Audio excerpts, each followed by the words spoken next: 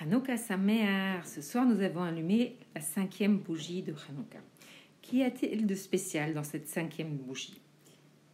Alors, la première des choses, c'est un jour de la sortie de prison de l'Admorazaken. C'était son 2e emprisonnement. Et donc, il a été emprisonné une 2e fois. La première fois, il est sorti au tête qui se lève. La 2e fois, il est sorti la 5e bougie de Hanouka. Et bien que l'emprisonnement a été en soi-même plus léger, parce qu'on avait reconnu déjà, c'était 2 ans après le Yutet Kislev, donc on connaissait déjà la personnalité de l'Admorazaken, mais l'accusation était beaucoup plus forte et il était vraiment en danger. Donc son jour de Géoula, il est sorti le 5e bougie de Hanouka.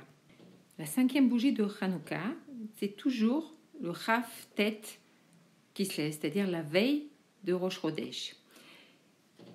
Et si on peut remarquer, quand on allume la Hanoukia se divise en 2 parties. Il y a 4 premières bougies d'un côté et les 4 premières bougies de l'autre côté avec le shamash au milieu.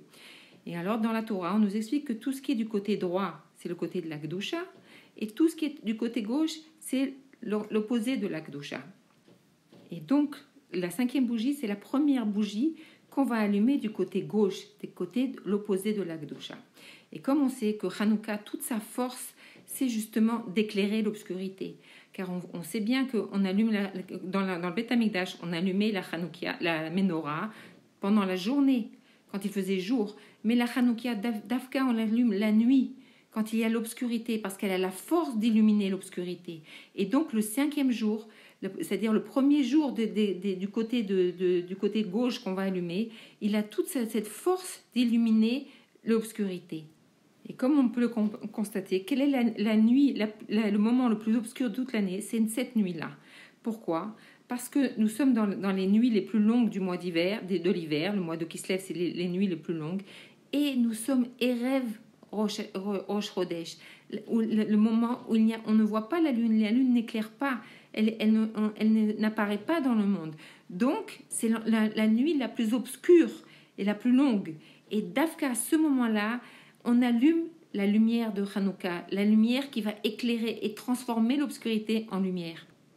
Et donc de cette 5e lumière de Hanouka, nous prenons la force, elle nous donne la force d'éclairer les endroits les plus obscurs, qu'il n'y a pas un endroit qui reste en dehors de la Kedusha, que par cette force de cette bougie, même l'endroit le plus éloigné, on peut le ramener à la Kedusha.